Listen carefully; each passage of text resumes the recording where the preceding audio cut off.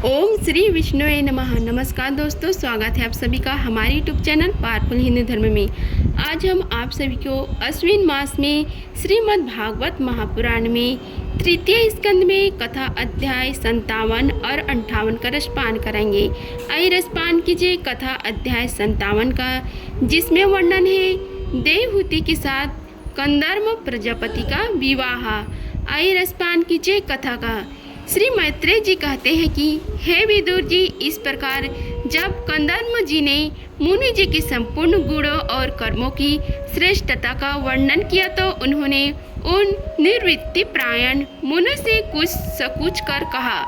मुनि जी ने कहा, हे मुने, वेद मूर्ति भगवान ब्रह्म ने अपने वेदमय विग्रह की रक्षा के लिए तप और विद्या योग से संपन्न तथा विषयों में अनशक्त आप ब्राह्मणों को अपने मुख से प्रकट किया है, और फिर उन सहस्त्र चरणों वाले विराट पुरुष ने आप लोगों की रक्षा के लिए ही अपनी सहस्त्र भुजाओं से हम क्षत्रियों को उत्पन्न किया है। इस प्रकार ब्राह्मण उनके हृदय और क्षत्रिय शरीर कहलाते हैं।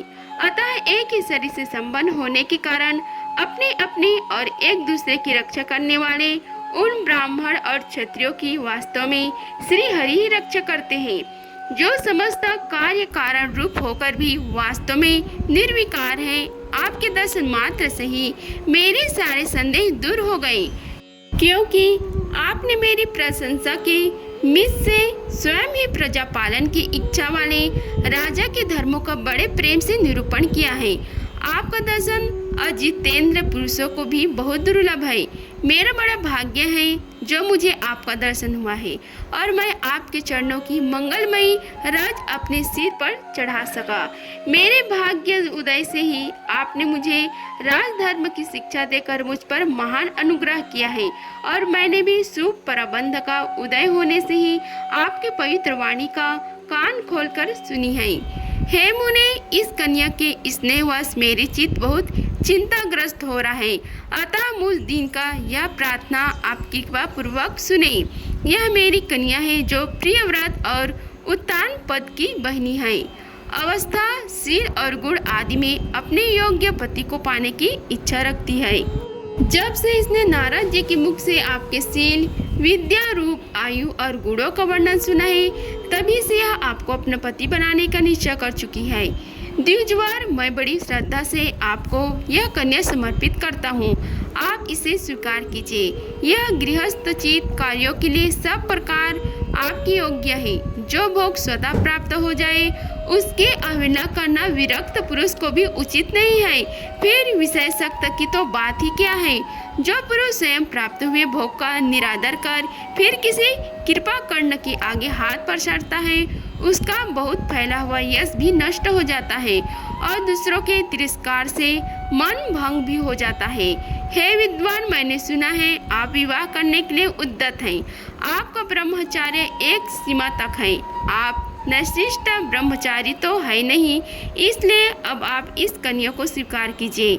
मैं इसे आपको समर्पित करता हूँ। श्री कंदर्म मुनि ने कहा, ठीक है, मैं विवाह करना चाहता हूँ, और आपकी कन्या का अभी किसी के साथ वाग्दाग नहीं हुआ है, इसलिए हमें दोनों का सर्वश्रेष्ठ ब्रह्म विधि से विवाह होना उचित होगा। हे राजन, वेदोक्त विवाह विधि में प्रसिद्धि जो गृहणम भी ते इत्यादि मंत्रों में बताया हुआ है, काम संतान उत्पत्ति रूप मनोरथ है, वह आपकी इस कन्या के साथ हमारा संबंध होने से सफल होगा।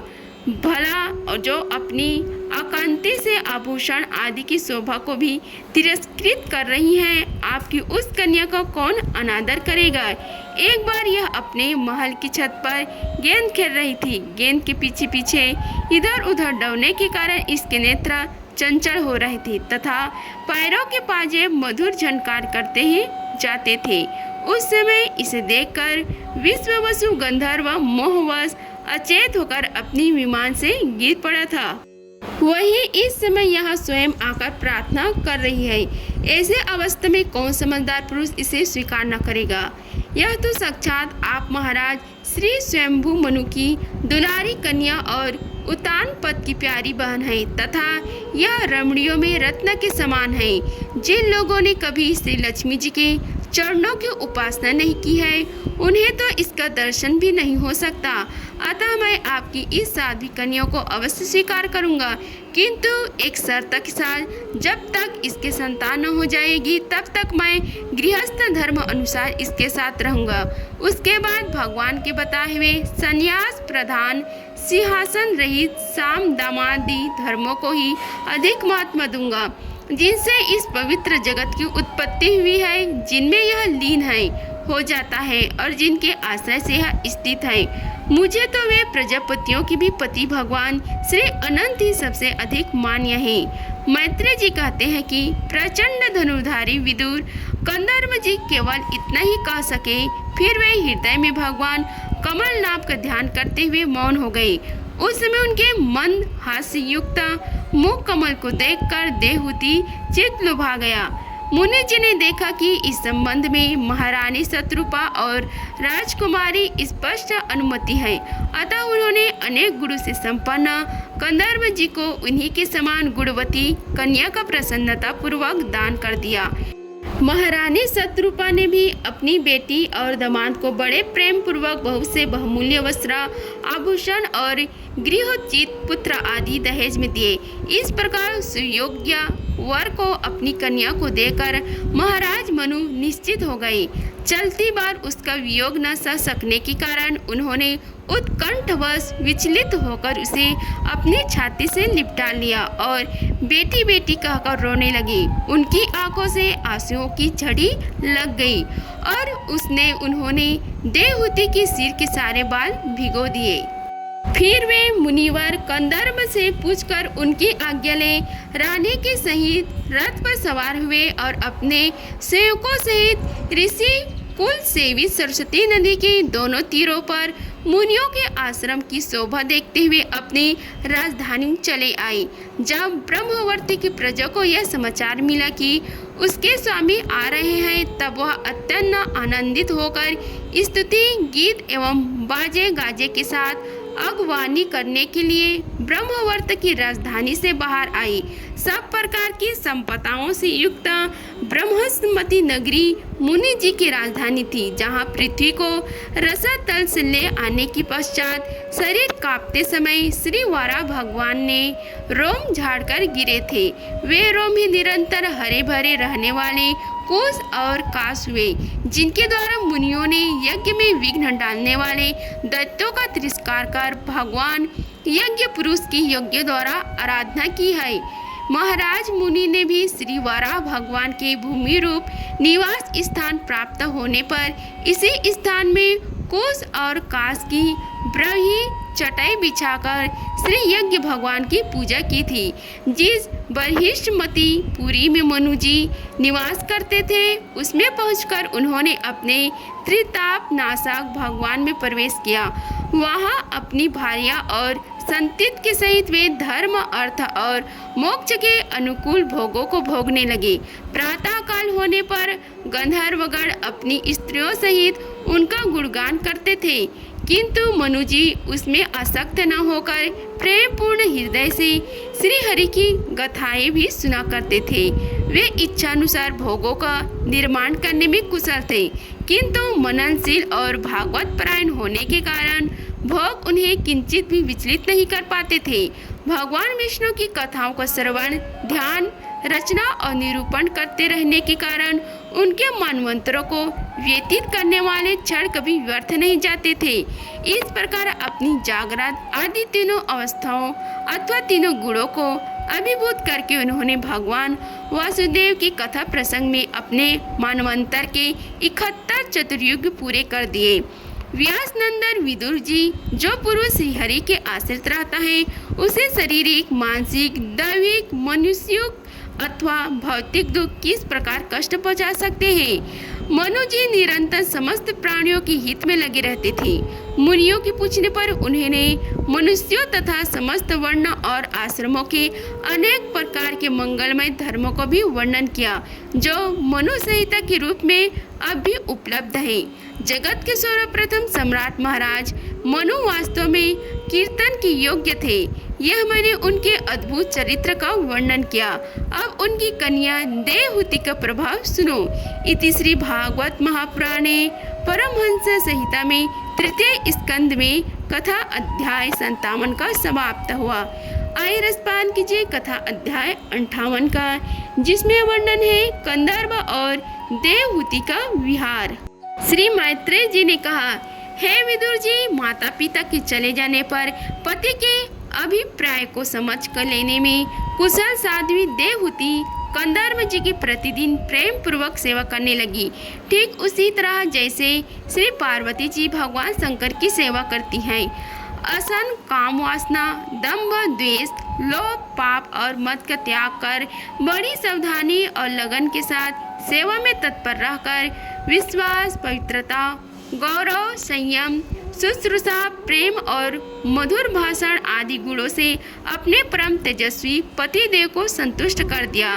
देवहूति समझती थी कि मेरी पति देव से भी बढ़कर है, इसलिए वह उनसे बड़ी बड़ी आशाएं रखकर उनकी सेवा में लगी रहती थी। इस प्रकार बहुत दिनों तक अपना अनुवर्तन करने वाली उस मनुपुत्री को व्रत आदि का पालन करने से दुर्लभ हुई देख देवश्रेष्ठ कंदर्प को दयावश कुछ खेद हुआ और उन्होंने उससे प्रेम गदगदा के वाणी से कहा। कंदर्प जी बोले, हे मनुनंदनी, तुमने मेरा बड़ा आदर किया है। मैं तुम्हारे उत्तम सेवा और परम भक्ति से बहुत संतुष्ट हूँ।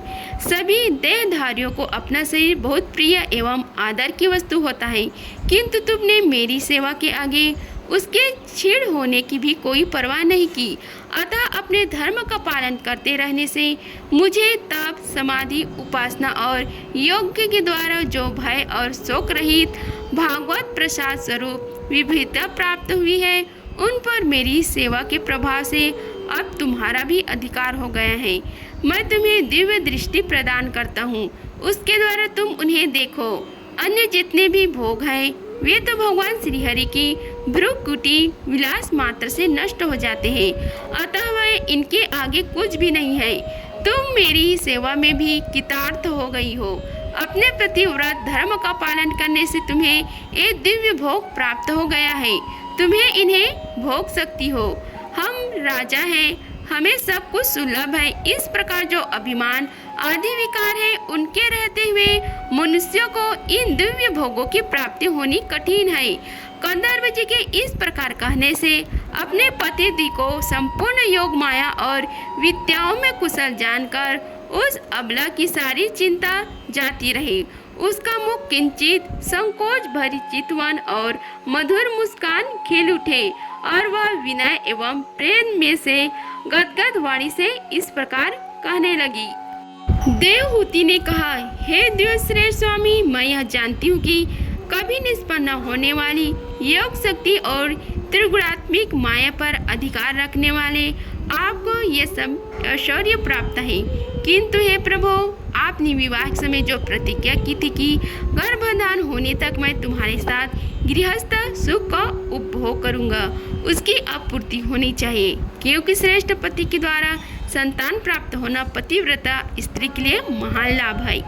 हम दोनों की संगम के लिए शास्त्र के अनुसार जो कर्तव्य हो उसका आप उपदेश दीजिए और उपटान, गंध, भोजन आदि उपयोगी सामग्री भी जुटा दीजिए, जिससे मिलन की इच्छा से अत्यंत दीन दुर्बल हुआ मेरा यह शरीर आपके अंग संग योग्य हो जाए, क्योंकि आपकी बढ़ाई हुई काव्य वेदना से मैं पीड़ित हो रही हूँ। हे स्वामी, इस कार्य के लिए एक उपयुक्त भवन तैयार हो जाए, इसका भी विचार कीजिए। मैत्रेय जी कहते हैं कि हे विदुर जी, कंदर्प मुनि ने अपनी प्रिय की इच्छा पूर्ण करने के लिए उसी समय योग में स्थित होकर एक विमान रचा, जो इच्छा अनुसार सर्वत्र जा सकता था। यह विमान सब प्रकार के इच्छित भोग सुख प्रदान करने वाला, अत्यंत सुंदर, सब प्रकार के रत्नों से युक्त, सब संपत्तियों की उत्तरोत्तर वृद्धि से संपन्न तथा मणिमय खंभों से सुशोभित था। वह सभी ऋतुओं में सुखदायक था और उसमें जहाँ तहाँ सब प्रकार की दिव्य सामग्री रखी हुई थी तथा उसे चित्र विचित्र रेशमी झंडियों और पताकाओं से खूब सजाया गया था, जिन पर भ्रमर रण मधुर गुंजार कर रहे थे। ऐसे रंग बिरंगे पुष्पों की मालाओं से तथा अनेक प्रकार की सूती और रेशमी वस्त्र से वह अत्यंत शोभामान हो रहा था। एक के ऊपर एक बनाए हुए कमरों में अलग अलग रखी हुई सैया, पलंग, पंखे और आसनों के कारण वह बड़ा सुंदर जान पड़ता था। जहाँ तहाँ दीवारों में की हुई शिल्प रचना से उसकी अपूर्व शोभा हो रही थी। उसमें पन्ने का फर्श था और बैठने के लिए मूंगे की वेदियां बनाई गई थी। मूंगे के ही देहलियां थी। उसके द्वारों में हीरे के किवाड़ थे तथा इंद्रनील मणि के शिखरों पर सोने के कलश रखे हुए थे। उसकी हीरे की दीवारों में बढ़िया लाल जड़े हुए थे जो ऐसे जान पड़ते थे मानो विमान की आंखें हो तथा उसे रंग बिरंगी चांदों में और बहुमूल्य सुनहरी बंदरवरों से सजाया गया था। उस विमान में जहाँ तहाँ कृत्रिम हंस और कबूतर आदि पक्षी बनाए गए थे जो बिल्कुल सजीव से मालूम पड़ते थे। उन्हें अपना सजितिया समझकर बहुत से हंस और कबूतर उनके पास बैठकर अपनी बोली बोलते थे। उसमें सुविधा अनुसार क्रीड़ा स्थल, शयन गृह, बैठक, आंगन और चौक आदि बनाए गए थे जिनके कारण वह विमान स्वयं कंदर्प जी को भी विस्मित सा कर रहा था। ऐसे सुंदर घर को भी जब देवहूति ने बहुत प्रसन्न चीज से नहीं देखा तो सबके आंतरिक भाव को परख लेने वाले कंदर्प जी ने स्वयं ही कहा, भीरू तुम इस बिंदु सरोवर में स्नान करके विमान पर चढ़ जाओ। यह विष्णु भगवान का रचा हुआ तीर्थ मनुष्यों को सभी कामनाओं की प्राप्ति कराने वाला है। कमल लोचना देवहूति ने अपने पति की बात मानकर सरस्वती के पवित्र जल से भरे हुए उस सरोवर में प्रवेश किया। उस समय वह बड़ी मैली कुचली साड़ी पहने हुई थी। उसके सिर के बाल चिपक जाने से उनमें लटे पड़ गई थी। शरीर में मैल जम गया था तथा स्तन कांतिहीन हो गए थे। सरोवर में गोता लगाने पर उसने उसके भीतर एक महल में 1000 कन्याएं देखी। वे सभी किशोर अवस्था की थी और उनके शरीर से कमल सी गंध आती थी। देवहूति को देखती हुए सब स्त्रियां सहसा खड़ी हो गई और हाथ जोड़कर कहने लगी, हम आपकी दासियां हैं, हमें आज्ञा दीजिए आपकी क्या सेवा करें। हे विदुर जी, तब स्वामिनियों को सम्मान देने वाली उन रमणियों ने बहुमूल्य मसालों तथा गंध आदि से मिश्रित जल के द्वारा मनस्विनी देवहूति को स्नान कराया तथा उसे 2 नवीन और निर्मल वस्त्र पहनाने को दिए। फिर उन्होंने ये बहुत मूल्य के बड़े सुंदर और कांतिमान आभूषण, स्वर्ण गुण संपन्न भोजन और पीने के लिए अमृत के समान स्वादिष्ट आशाओं प्रस्तुत किए। अब देवहूति ने दर्पण में अपना प्रतिबिंब देखा तो उसे मालूम हुआ कि वह भांति भांति के सुगंधित फूलों के हारों से विभूषित है, स्वच्छ वस्त्र धारण किए है। उसका शरीर भी निर्मल और कांतिमान हो गया है तथा उन कन्याओं ने बड़े आदर पूर्वक उसका मंगलिक श्रृंगार किया। उसे सिर से स्नान कराया गया। स्नान के पश्चात अंग अंग में सब प्रकार के आभूषण सजाए गए तथा उनके गले में हार, हुमेल, हाथों में कंकड़ और पैरों में छमछमाते हुए सोने की पाजेब सुशोभित है। कमर में पड़े हुए सोने की रत्न जड़ित करधनी से बहुमूल्य मणियों के हार से और अंग अंग में लगे हुए कुंकुम आदि मंगल द्रव्य से उसकी अपूर्व शोभा हो रही है। उसका मुख सुंदर दंत वाली मनोहर भावे, कमल की कली से स्पर्श कराने वाले प्रेम कटाक्षमय सुंदर नेत्र और नीले अलक वली से बड़ी ही सुंदर जान पड़ता है। हे विदुर जी, जब देवहूति ने अपने प्रिय पतिदेव का स्मरण किया तो अपने को सहेलियों सहित वहीं पाया जहाँ प्रजापति कंदर्प जी विराजमान थे। उस समय अपने सहस्त्र स्त्रियों सहित अपने प्राणनाथ के सामने देख और इसे उनके योग्य का प्रभाव समझकर देवहूति को बड़ा विस्मय हुआ। शत्रु विजय विदुर जी, जब कंदर्प जी ने देखा कि देवहूति का शरीर स्नान करने से अत्यंत निर्मल हो गया है और विवाह काल से पूर्व उसका जैसा रूप था उसी रूप को पाकर वह अपूर्व शोभा से संपन्न हो गई है। उसका सुंदर वक्षस्थल चोली से ढका हुआ है और हजारों विद्याधरियों उसकी सेवा में लगी हुई है तथा उसके शरीर पर बढ़िया बढ़िया वस्त्र शोभा पा रहे हैं। तब उन्होंने बड़े प्रेम से उसे विमान पर चढ़ाया। उस समय अपनी प्रिया के प्रति अनुरक्त होने पर भी कंदर्प जी की महिमा मन और इंद्रियों पर प्रभुता कमी नहीं हुई। विद्याधारियों उनके शरीर की सेवा कर रही थी। खिले हुए कुमुद के फूलों से श्रृंगार करके अत्यंत सुंदर बने हुए वे विमान पर इस प्रकार शोभा पा रहे थे मानो आकाश में तारागढ़ से घिरे हुए चंद्रदेव विराजमान हो। उस विमान पर निवास कर उन्होंने दीर्घकाल तक कुबेर जी के समान मेरू पर्वत की घाटियों में विहार किया। ये घाटियां 8 लोकपालों की विहार भूमि है। इनमें कामदेव को बढ़ाने वाली शीतल मंद सुगंध वायु चलकर इनकी कामनी शोभा का विस्तार करती हैं तथा श्री गंगा जी के स्वर्ग लोक से गिरने की मंगलमय ध्वनि निरंतर गूंजती रहती है। उस समय भी दिव्य विद्याधारियों का समुदाय उनकी सेवा में उपस्थित था और सिद्धगढ़ वंदना किया करते थे। इसी प्रकार प्राण प्रिया देवहूति के साथ उन्होंने वैश्रम्भर, सुरसन, नंदन, पुष्पभद्रा और चैत्ररथ आदि अनेक वेद्यानों तथा मानस सरोवर में अनुराग पूर्वक विहार किया। उस कांतिमान और इच्छा अनुसार चलने वाले श्रेष्ठ विमान पर बैठकर वायु के समान सभी लोकों में विचरते हुए कंदर्प जी विमान विहार देवताओं से भी आगे बढ़ गए।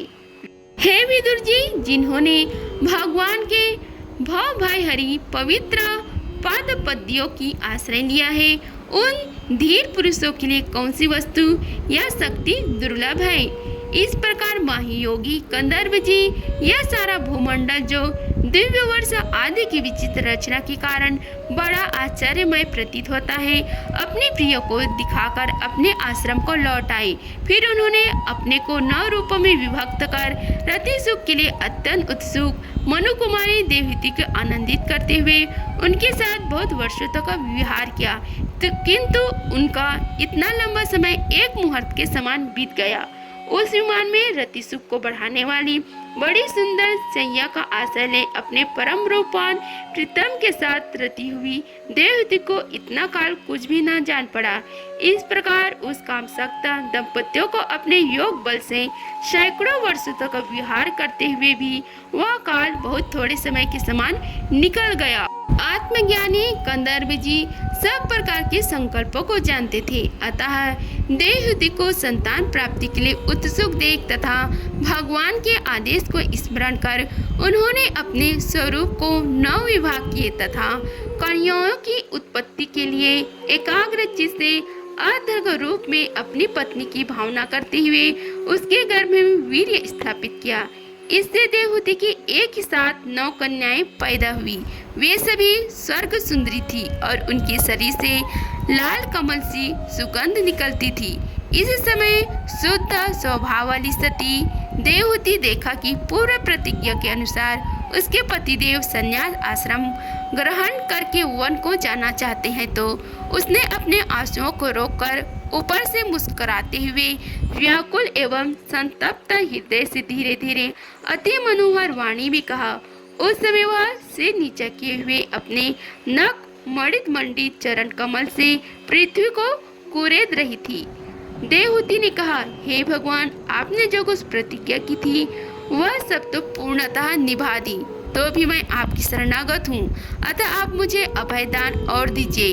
हे ब्राह्मण, इन कन्याओं के लिए योग्य वर खोजने पड़ेंगे और आपके वन चले जाने के कारण मेरे जन्म मरण रूप शोक को दूर करने के लिए भी कोई होना चाहिए। हे प्रभु, अब तक परमात्मा से विमुख रहकर मेरा जो समय इंद्रिय मुख भोगने में बीता है वह तो निर्थक ही गया।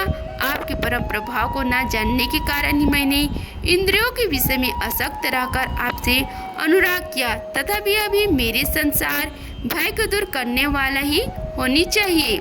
अज्ञानवश असत पुरुषों के साथ किया हुआ जो संग संसार संबंध का कारण होता है, वही सत्पुरुषों के साथ किए जाने पर असंगता प्रदान करता है। संसार में जिस पुरुष के कर्म से न तो धर्म संपादन होता है, न वैराग्य उत्पन्न होता है और न भगवान की सेवा ही संपन्न होती है, वह पुरुष जीते ही मुर्दे के समान है। अवश्य मैं भगवान की माया से बहुत ठगी गई, जो आप जैसे मुक्तिदाता पतिदेव को पाकर भी मैंने संसार बंधन से छूटने की इच्छा नहीं हुई। इति श्री भागवत महापुराणे कथा अध्याय श्री भागवत महापुराणे तृतीय स्कंद में कथा अध्याय 58 का समाप्त हुआ। अगर आप सभी को हमारी वीडियो अच्छी लगी होगी तो वीडियो को लाइक कीजिए, चैनल को सब्सक्राइब कीजिए और कमेंट बॉक्स में ओम नमो भगवते वासुदेवाय लिखिए। धन्यवाद। मिलते हैं अगले वीडियो में, तब तक के लिए जय श्री राधे कृष्ण।